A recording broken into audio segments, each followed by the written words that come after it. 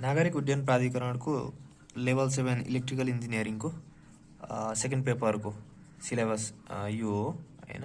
त्यसको च्याप्टर 1.1 को भिडियो मैले बनाइसकेको छु। अब 1.2 मा जाउँ हैन। 1.2 मा ओम्स ल छ हैन। ओम्स ल पढौँ सुरुमा। Ohm's law. Ohm's law states that in any electrical circuit, the current is directly proportional to the voltage applied to the circuit and is inversely proportional to the resistance. हैन। त्यही भएर हामीले ओम्स ललाई के भन्न सक्छौँ? V is directly proportional to I, V is equals to IR, जसमा चाहिँ R भनेको चाहिँ प्रोपोर्सनालिटी कन्स्टेन्ट हुन्छ, जुन चाहिँ कन्डक्टरहरुमा चाहिँ सर्टेन फिक्स लेन्थको कन्डक्टरमा चाहिँ त्यो रेजिस्टेन्स चाहिँ सर्टेन एरिया अनि त्यसपछि त्यसको लेन्थ फिक्स छ भने सर्टेन कन्डक्टरको रेजिस्टेन्स फिक्स हुन्छ। त्यही भएर त्यसलाई कन्स्टेन्ट माने हो। यदि कन्स्टेन्ट छैन भने पनि करेन्ट चाहिँ इन्भर्सली प्रोपोर्सनल आर सित हुन्छ र डाइरेक्ट प्रोपोर्सनल बी सित हुन्छ। र ओम्स लको यति नै डिफिनेसन बेसिक कुरा हो। धेरै डिटेलमा चाहिँ क्वेसन सोध्दैन ओम्स लहरुबाट। यसको सर्ट एन्ड 5 मार्क्सको क्वेसनमा 1 + 2 + 3 गरेर यस्तै बनाएर 5 मार्क्स सोध्ने हो। 1 प्लस अनि 3 गरिदियो भने चाहिँ अब दुईटा छोटो छोटो क्वेसन अनि त्यसपछि 5 मार्क्स त्यसरी सोधिन्छ। ल लिमिटेसन है त। लिमिटेसन चाहिँ दुईटा के छ भने only applicable in linear conductors or ohmic conductors where V is direct proportional to I. It is not applicable for non metals such as insulators हैन, सेमी कन्डक्टर्स, किनभने यिनीहरू दुईटा नन लिनियर कन्डक्टर्स हुन्। अनि only applicable in simple circuit हैन, simple circuit मात्र एप्लिकेबल हुन्छ। It is not applicable in complex circuit like transistor, thyristor, MOSFET हैन, यो यस्तो एलिमेन्ट्सहरु भएको सर्किटमा चाहिँ यो चाहिँ एप्लिकेबल छैन। अब हामी ओम्स ल पछि क्रिचफ्स ल तिर जाउँ है। क्रिचफ्स लमा चाहिँ क्रिचफ्स फर्स्ट ल र क्रिचफ्स सेकेन्ड ल भन्ने हुन्छ। क्रिचफ्स फर्स्ट ल भनेको केसीएल हो, क्रिचफ्स करेन्ट ल। It states that the algebraic sum of all the current terminating at a node equals 0 at any instance of time. It is a consequence of law of conservation of charge. Law of conservation of charge भनेको KCL हो। क्रिचफ्स second ल भनेको केभीएल हो। यसलाई चाहिँ केसीएललाई ल of conservation of charge भने चाहिँ यो ल अफ कन्जर्भेसन अफ एनर्जी हो। KVL states as the algebraic sum of all the ब्रान्चको voltages around any close loop of a network is 0 at all instants of time. भन्नुको अर्थ केभीएल चाहिँ कुनै लुपमा चाहिँ हैन एउटा ब्रान्च को भोल्टेज सबै समेसन गरियो, अल्जेब्रिक समेसन गरियो भने त्यसको चाहिँ टोटल सम चाहिँ 0 आउँछ हैन कुनै पनि समयमा। KVL is a consequence of law of conservation of energy as voltage is energy or work per unit हैन, त्यसरी बुझ्न सकिन्छ। अब ओम्स ल भयो, क्रिचफ्स ल भयो। अब स्टार डेल्टा र डेल्टा स्टार ट्रान्सफर्मेसनको पनि हेरौँ। स्टार डेल्टा ट्रान्सफर्मेसनको हेरौँ है। यो लेफ्ट साइडमा भएको चाहिँ स्टार हो, राइट साइडमा भएको डेल्टा हो। स्टार डेल्टा कन्फिगरेसन भइहाल्यो हैन। यसमा चाहिँ हाम्रो स्टार कन्फिगरेसनमा चाहिँ स्मल लेटर आरए, आरबी र आरसीले डिनोट गरेको छ भने डेल्टामा चाहिँ क्यापिटल आरए, आरबी र आरसीले डिनोट गरेको छ। अब चाहिँ हामी सुरुमा चाहिँ के गर्छौँ भने डेल्टाबाट स्टारमा चाहिँ ट्रान्सफर्म गर्छौँ है त। सुरुमा चाहिँ के भयो भने बिट्विन ए एन्ड बी। अब हाम्रो चाहिँ ए एन्ड बीमा चाहिँ अब हाम्रो के छ? RA is parallel to RC plus RB भनेको आरए चाहिँ आरसी र आरबी सित प्यारलल छ हो कि हैन। ए र बी को बीचमा RA is parallel to RC plus RB हो, त्यो गरे हो है। अनि त्यसपछि आरए प्लस आरबी भयो। अब यो दुईटाको प्यारललको फर्मुला हामीले एप्लाई गर्यो। आरए प्रोडक्ट अपन सम हैन, RA product RC plus RB सित प्रोडक्ट अपन सम तल भयो हैन। यो इक्वेसन 1 भयो। त्यसै गरी बिट्विन बी एन्ड सी, यसको बी एन्ड सी अनि त्यसै गरी सी एन्ड ए सबैमा गर्नुपर्छ है। अहिले यो ए एन्ड बीमा गर्दा त्यो आयो, बी एन्ड सीमा गर्दा त्यो आयो, ए एन्ड सीमा गर्दा यो आउँछ है। अनि त्यसपछि similarly shorting BC and measuring between A and B, अब यो भयो। अब हामीले दुईटालाई चाहिँ सर्ट गर्यो। अब shorting AC and resistance between B and CA, अब यसरी दुईटा गर्यो। अनि shorting AB and resistance between C and AB, यो चाहिँ कन्फ्युजिङ लागेको होला, यो सजिलो छ। यो सर्किटमा हामीले एकचोटि चाहिँ बी र सीलाई सर्ट गर्यो भने के हुन्छ? बी र सी सर्ट गर्ने बित्तिकै करेन्ट त सर्ट सर्किटबाट फ्लो हुन्छ, आरबीबाट फ्लो हुँदैन हैन। आरए र आरसी चाहिँ प्यारललमा हुन्छ हो कि हैन। भनिसकेपछि यो हाम्रो के भयो shirting BC and measuring between A and BC भन्नुको अर्थ आरए र आरसी प्याराललमा छ हो। आरए र आरसी प्याराललमा हुने बित्तिकै के भयो हाम्रो RA plus RB RC upon RB plus RC भयो। यो दुईटा भयो हैन। त्यसै गरी shorting AC and resistance between B and CA. अब RAB upon RA plus RB यो डेल्टाको भयो हैन। सानो लेटरमा लेखेको चाहिँ स्मल लेटरको आरबी फेरि स्मल लेटरको कसरी आयो भनेर कन्फ्युजन होला स्मल लेटरको यताबाट हैन। यो सर्किटमा स्मल लेटरमा बी र सी लाई अघि सुरुको केसमा चाहिँ सर्ट सर्किट गर्ने बित्तिकै के हुन्छ बी र सीमा सर्ट सर्किट गरेपछि ए र बीसी को एक्रसमा त्यो रेजिस्टेन्स कति हुन्छ आरसी र आरबी प्याराललमा हुन्छ आरए चाहिँ सिरिजमा हुन्छ। त्यही भएर हामीले यहाँ के लेखेको RA plus RB RC upon RB plus RC त्यसरी लेखेको हैन। हो त्यो हो सिम्पल छ एकचोटि लेखेरै गर्नुभयो भने सजिलै बुझिन्छ हैन।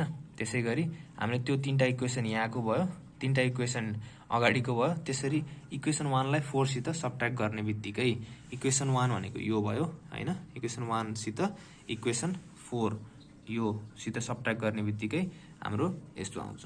यो इक्वेसन सबट्र्याक्ट गरेर रिजल्ट भनेको आरबी भनेको product upon total sum of resistance भन्नुको अर्थ सानो आर भनेको के हो स्टारको हो ठुलो आर भनेको के हो डेल्टाको हो भनिसकेपछि सानो आरबी निकाल्नलाई त्यो गर्नु पर्दो रहेछ हो। कसरी हो भन्दा सानो आरबी निकाल्नु पर्यो भने बुझ्यो यो सानो आरबी निकाल्नु पर्यो भने हाम्रो यो आरए र आरबी यो दुईटालाई प्रोडक्ट गर्ने डिभाइड बाइ यो सबैको एडिसन गर्यो भने यो आरबी आउँछ। त्यसै गरी यो आरए निकाल्नको लागि यो र यो प्रोडक्ट गर्ने divide by total sum RC निकाल्नको लागि यो र यो प्रोडक्ट गर्ने अनि टोटलको रेजिस्टेन्स तीनटै जोडेर डिभाइड गर्ने हो। सिम्पल छ किनभने आरबी र आरसी को बीचमा यो डट डट लाइन छ यो डट डट लाइन भनेको यो आरसी हो आरसी र आरए को बीचमा यो डट डट छ यो आरए भयो त्यो आरए र आरबी को बीचमा यो डट डट छ यो आरबी भयो। यो त सिम्पल कुरा भयो यो त बुझाउने कुरै होइन यो त बुझिहाल्नुहुन्छ। त्यो सिमिलरली भनेर यो स्मल भनेको आरए भनेको स्टारको यो डेल्टाको भयो हैन। भन्नुको अर्थ डेल्टाबाट स्टारमा कन्भर्ट भयो। अब फेरि स्टारबाट डेल्टामा कन्भर्ट गर्नुपर्ने छ हैन। भनिसकेपछि अब हामीले इक्वेसन 4 लाई हामीले इक्वेसन 4 मा यस्तो थियो त्यसलाई हामीले इक्वेसन 4 लाई सिम्प्लिफाई गरेको हो जस्ट एलसीएम लिएर हो कि हैन। इक्वेसन 4 कस्तो थियो यस्तो थियो हो कि हैन। इक्वेसन 4 यसलाई चाहिँ एलसीएम लिएर सिम्प्लिफाई गरेर यस्तो आयो हैन। यसमा केही नौलो कुरा छैन। त्यसपछि इक्वेसन 2 र 7 लाई पनि यसमा राखियो हो। यसमा राखिसकेपछि यस्तो हुन्छ अनि अल्टिमेटली सल्भ गर्दा चाहिँ यो आउँछ है। भन्नुको अर्थ क्यापिटल आरसी निकाल्नलाई स्मल यो स्टारको रेजिस्टेन्सहरूलाई कसरी निकाल्ने भनेपछि क्यापिटल आरसी निकाल्नु पर्यो भने यो आरसी निकाल्नु पर्यो भने हैन यो ब्रान्चको निकाल्नु पर्यो भने हैन यतापट्टिको यस्तो हैन यो भनेको यो निकाल्नु पर्यो भने अपोजिटमा के छ आरबी छ भनेपछि पहिला सुरुमा सबैलाई प्रोडक्ट गर्ने यो प्रोडक्ट यो प्रोडक्ट यो प्रोडक्ट गरेर सम गर्ने डिभाइड बाइ अपोजिटमा भएकोले आरबीले डिभाइड गर्ने अनि आरसी निस्किन्छ हैन आरसी निस्किन्छ। त्यसै गरी आरबी निस्किन्छ आरए निस्किन्छ हैन। यति नै हो। भिडियो लामो भयो जस्तो लागिरहेछ। अब स्टार डेल्टा डेल्टा स्टारको पनि भइसक्यो। अब circuit analysis transient and steady state condition frequency response on circuit analysis relationship between the current and voltage in capacitor and inductor. अब हेरौँ है त यो चाहिँ सर्टमा हेर्नुपर्छ है भिडियो लामो भइसक्यो। Circuit analysis is a tool kit for understanding and designing more complex circuit. Obviously त्यो नै हो हैन circuit analysis. It is a layer of abstraction it is based of other abstraction while other abstraction are built off of it। अरु एब्स्ट्राक्सन चाहिँ यसबाट सर्किटबाट establish गरिन्छ भनेपछि हामीले एनालाइसिस गर्ने भनेको सबै सर्किटबाट हो हैन। भोल्टेज करेन्टहरु सबै निकाल्ने at certain period of time त्यो भनेको चाहिँ त्यही सर्किटकै एलिमेन्ट्सहरु युज गरेर सर्किटको सर्टेन टाइम पिरियडमा कति भोल्टेज र कति करेन्ट एलिमेन्ट्सले खाइरहेछ भनेर निकाल्ने प्रोसेस अथवा यो एनालाइसिस नै सर्किट एनालाइसिस हो। Similarly circuit analysis means figuring out voltages and current in each elements. ल अब transient and steady state condition. Transient भनेको चाहिँ कस्तो हो भने सुरुमा स्टेडी स्टेटको कुरा गरौँ है। Electrical system is set in an electrical system is set to be in steady state when the variable describing its variables behaviour होइन, भोल्टेज करेन्ट्स होइन, are either invariant with time or are periodic function of time भनेपछि यो steady स्टेटमा भयो।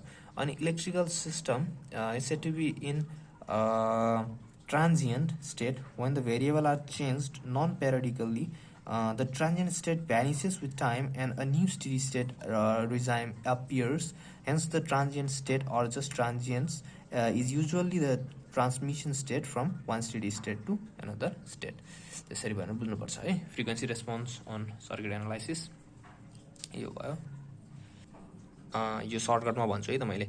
कुनै पनि time डोमेनको इक्वेसनलाई ल्याप्लेस transform गरेर त्यसलाई चाहिँ एस डोमेनमा लिएर जाने, एस डोमेनमा लिएर गइसकेपछि अनि बल्ल त्यसको ट्रान्सफर फङ्सन निकाल्न सकिन्छ क्या होइन। ट्रान्सफर एस डोमेनमा लानु भनेको त त्यसको रेस्पोन्सलाई त्यसको सोर्सले डिभाइड गर्यो भने ट्रान्सफर फङ्सन आउँछ।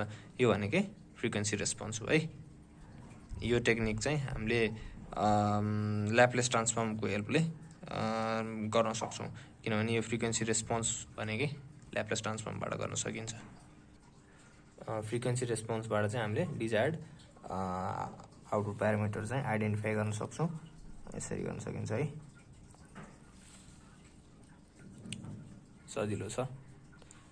Relations between current and voltage and capacitor है त। अभियसली करेन्ट भोल्टेजको रिलेसन देखाउन केही भएन होइन। क्यापेसिटरमा चाहिँ के हुन्छ, current leads voltage by 90 degree. इन्डक्टरमा के हुन्छ, current lags voltage by 90 degree. Purely inductive circuit भनेपछि हाम्रो यो 1.2 पनि सकियो है त लास्टसम्म। ओम्स लदेखि हामी relationship between current and voltage in capacitor and inductor पनि हेरियो। यति नै हो र अरू टपिकहरू पनि म बनाउँदै जानेछु। तपाईँहरूलाई चाहिँ इलेक्ट्रिकल लेभल 7 क्यानमा सोध्ने चाहिँ कुन च्याप्टरको चाहिँ भिडियो बनाउन भन्नुहुन्छ त्यही अनुसार म बनाउँछु।